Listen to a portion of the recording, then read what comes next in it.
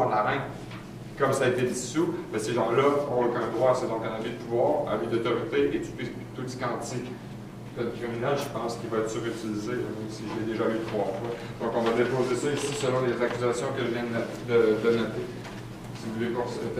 Oui, il y aurait aussi, c'était dans le dossier justement de Jacques-Antoine qui a été emprisonné. C'était Maître Fontaine qui plaidait. Puis il s'est moqué de Jacques-Antoine. Jacques-Antoine refusait de signer ses rapports d'impôt parce qu'il disait que je ne peux pas accorder un effet juridique dans un système où il n'y a pas d'effet juridique. Et Maître Fontaine, durant sa plaidoirie, après que M. Normandin ait parlé, il a admis et dit si on ne signe pas un document, il n'y a pas d'effet juridique et c'est pour ça qu'on signe. Je vais mentionner le numéro de dossier pour que ce soit entendu au micro. C'est le 460-36-0002-240-143. C'est en Cour du Québec devant la juge Julie Beauchesne. Il a admis qu'il n'y avait pas d'effet juridique quand on ne signe pas un document. Donc, si les juges ne signent pas le jugement, ben, il y a un méchant problème. Ça va. Puis la Constitution de 82 aussi n'a pas été signée. Fait que merci à Maître Fontaine d'avoir admis qu'il n'y a pas d'effet juridique au Québec. Voilà. On va retirer à tous ceux qui se clament maître leur titre, qui sont maître de rien. C'est d'amis. Pour ce qui est du dossier judiciaire. Mais on leur remercie d'avoir déconsidéré l'administration de la justice ainsi. Alors que c'est contre tous ces règlements à lui. Je sais que c'était dans le livre aussi, mais l'instance. Je vais donner l'instance de la Loi du Québec. 450. 455. Attends un peu. C'est sur 455, c'est Cowansville. C'est un champ des 13, c'est fiscal. Oui. Attends un petit peu, mon Dieu. 0, 0, 0. 600. C'est 338. 145. T'as toute une mémoire, mon genre. Puis l'autre, c'est 367-147. OK, moi, c'est ça. OK, parfait. C'est ça les deux dossiers. OK, parfait. OK?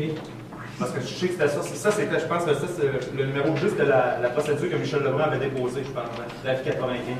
Je pense que c'est pour ça que j'ai ce numéro-là en tête, mais oui, j'entends un autre. Non, ça, c'était le dossier à Cour du Québec. Mais Ouais, l'autre, okay. c'est justement, c'était le dossier de Michel. OK, super.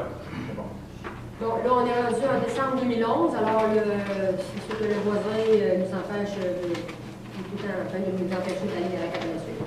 Alors, moi, j'en peux plus, là. Je m'envoie.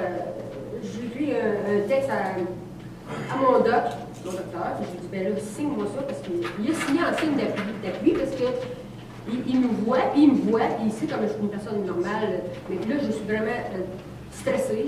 J'en peux plus, on est en 2011. Décembre 2011. Okay? Le voisin, il a son litige aussi, il est avec ça, avec la fédération et tout ça. Alors, à qui de droit, mon doc signe ça. La présente est pour vous faire part de l'état de santé de mes patients si haut mentionnés, Régent Trottier et Angèle Prince. M. Trottier et Mme Prince sont victimes de harcèlement de la part de la Fédération des producteurs acélicoles du Québec, laquelle les poursuit sans relâche alors qu'elle fut créée exclusivement pour les défendre. Depuis plusieurs années déjà que cette dernière leur fait vivre un stress indescriptible en enquêtant sur leur vie privée et celle de producteurs de sirop d'érable. Mes patients ont beau essayer de se défendre devant les cours de justice, mais la justice en question ne retient jamais leurs témoignages. Ils sont stressés, fatigués de toutes les accusations et injustices qu'on leur fait subir. Leur état de santé en prend un sérieux coup, ainsi que leur vie de couple. Avec une poursuite de 135 000 sur le dos, c'est certain que l'atmosphère est très tendue et instable. L'article 10.1 de la Charte des droits et libertés se lit comme suit. Nul ne doit harceler une personne en raison de l'un des motifs visés dans l'article 10. A droit à pleine égalité de ses droits et libertés de la personne. L'article 49 se lit comme suit. Une atteinte illicite à un droit ou à une liberté reconnue par la présente charte confère à la victime le droit d'obtenir la cessation de cette atteinte et la réputation du préjudice moral ou matériel qui en résulte. Je vous demande bien respectueusement de les laisser tranquilles et de cesser toutes sortes de harcèlements dont ils sont les proies. Et si cette situation tente à s'éterniser, ils n'hésiteront pas à analyser les agents de l'ordre aux causes de cruauté mentale. Alors, il a signé ça en signe d'appui parce qu'il ne faut pas se présenter en cours, mais il a signé ça. Il nous voit, lui, là, il sait comment on est. En 2014, là, encore une fois, mon conjoint, parce qu'en tant que bénéficiaire de la servitude, il faut qu'il entretienne le chemin, puis qu'il le déneige et qu'il le rénove. Alors là, il s'en va déneiger. Le voisin lui bloque avec son tracteur. Il juste commencer à finir le touriste, c'est pas grave. Il est reculé, mais il a fallu voler police. Puis là, ici, on est rendu là, notre requête introductive en mandamus pour la cause autochtone. Là, ça a été remis pour, je sais pas quand, ça a passé au mois de janvier. Si vous permettez.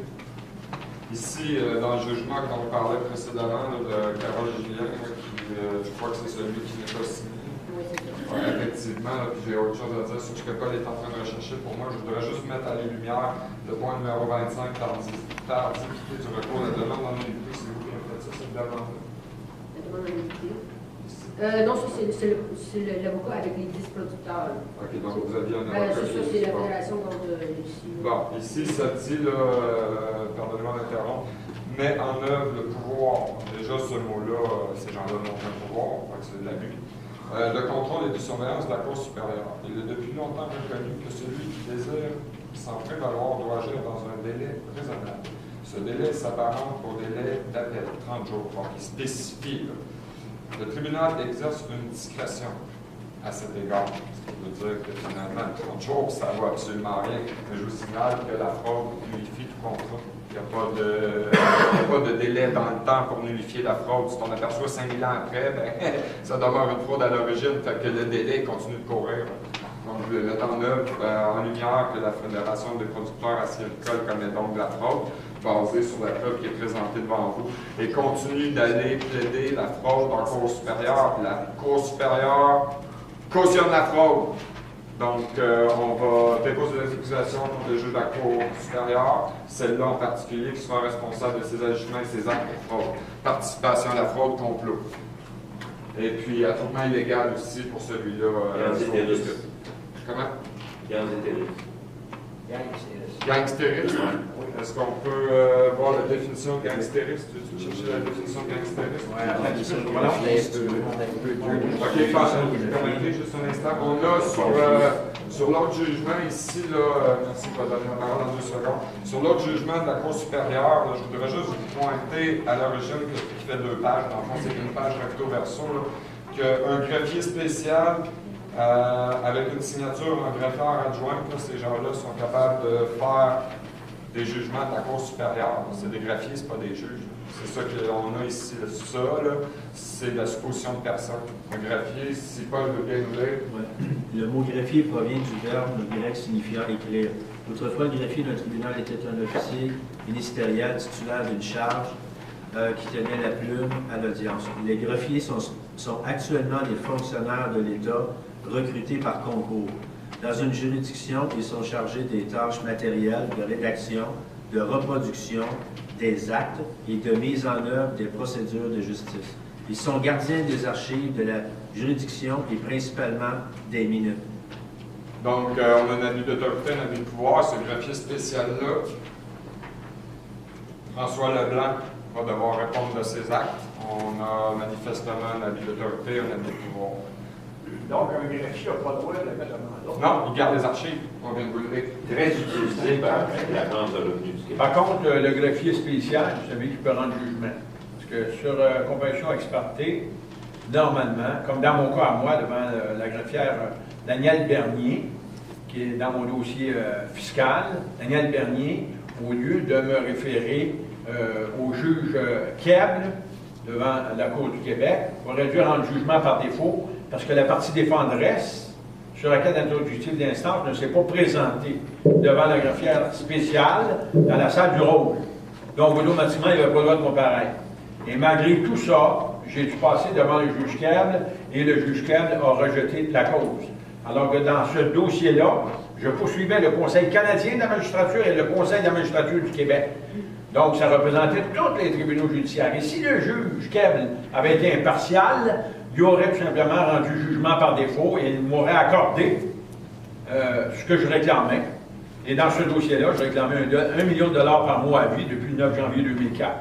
Et ce dossier-là, il est gagné. Il vous appartient, c'est votre argent, c'est pas à moi, mais vous l'avez gagné. Il y a d'autres argent aussi que vous avez gagné.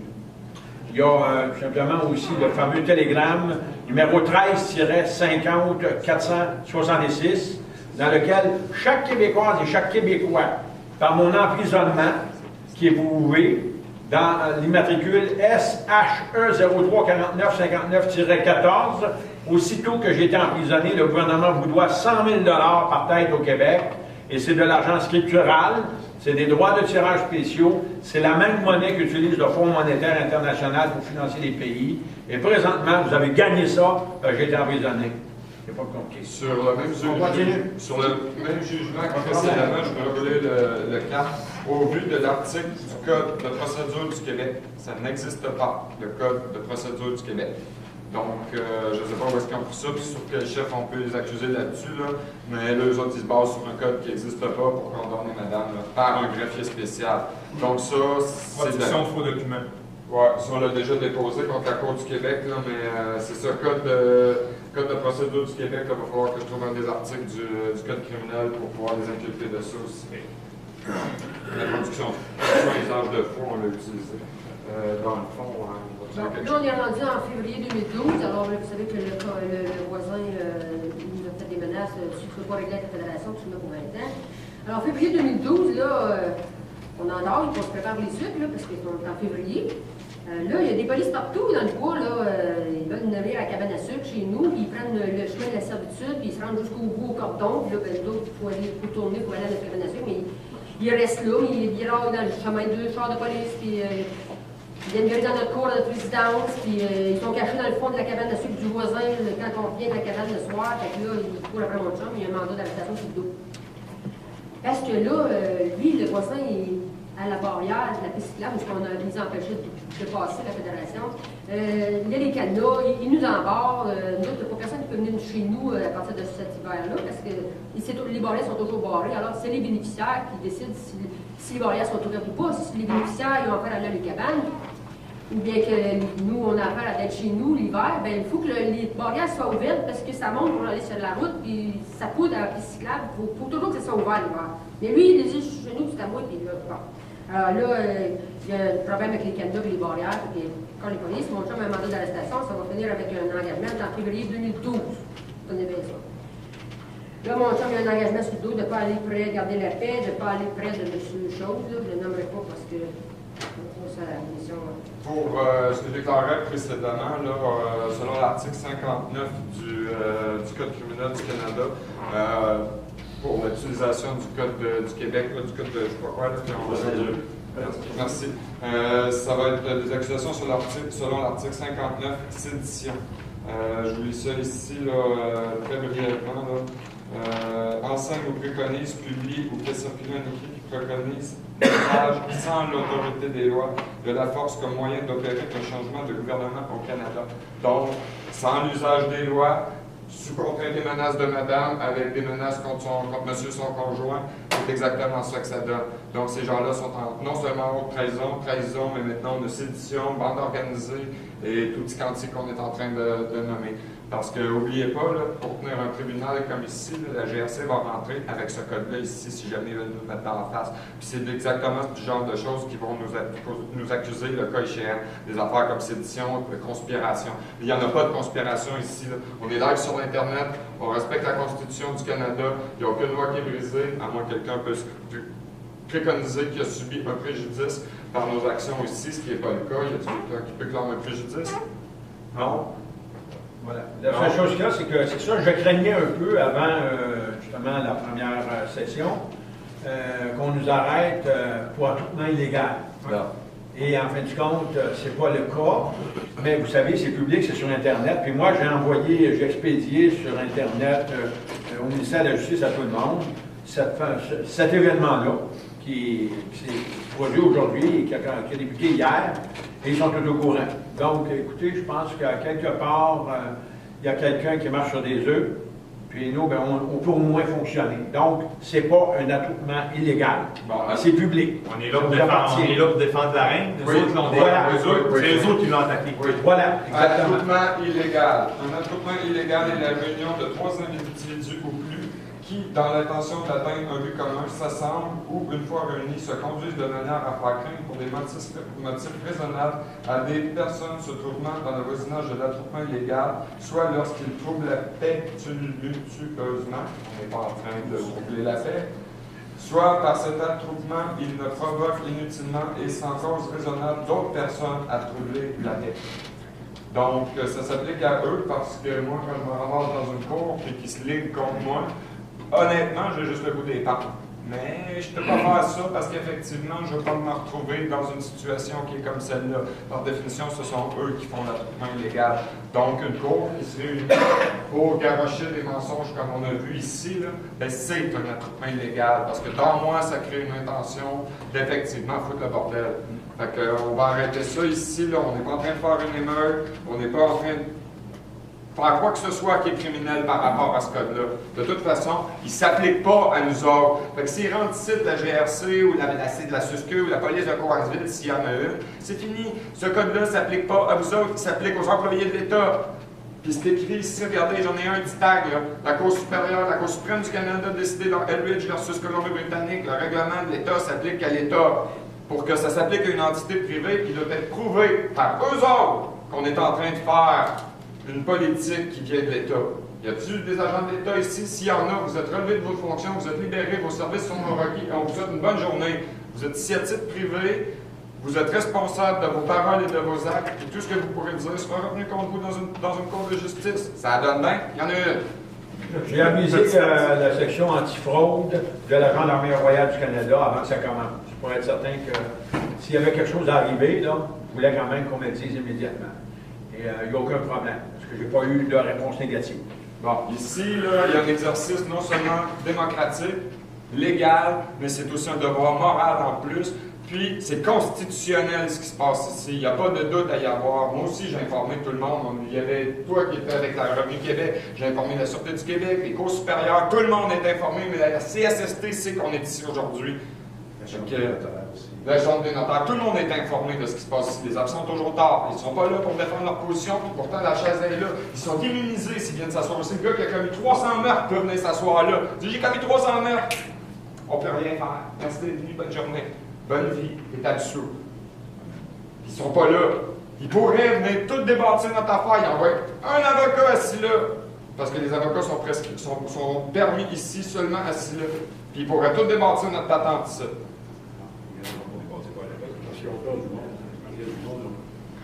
Puis, pour en revenir à la fait que le code criminel ne s'applique pas à l'État du Québec, l'article 6.3b du code criminel le précise très bien. On va lire 6 pour commencer. Lorsqu'une disposition crée une infraction, il prévoit une peine à son égard. On va aller à 3. Définition de disposition. Au présent article, disposition désigne. On va aller à B parce que c'est la partie qui nous intéresse. Comme quoi la SQ ne peut pas intervenir ici, ça ne se fait pas. Au présent article, disposition désigne une loi de la législature d'une province. Il n'y a pas de législature ici, c'est un parlement depuis 1980. La législature, elle existait à partir de 1867.